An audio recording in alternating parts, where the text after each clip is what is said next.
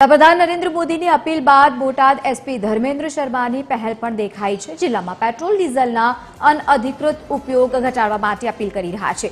જિલ્લાના નાગરિકોને રૂબરૂ મુલાકાત ટાળવા માટે પણ સલાહ આપી રહ્યા છે। નાગરિકોને કોઈપણ ફરિયાદ માટે ટેલિફોનિક નંબર તેમના તરફથી જાહેર કરવામાં આવ્યો છે, જે પ્રમાણે એસપીએ રજૂઆત કરી છે। મીટિંગો થશે એ પણ મોસ્ટલી આપણે ઓનલાઈન માધ્યમથી કરવામાં આવશે અને જ્યાં જ્યાં પણ મીટિંગોનો કે અવર જવરનો છે પોલીસનો જે બિનજરૂરી છે એને પણ આપણે ઘટાડવામાં આવશે।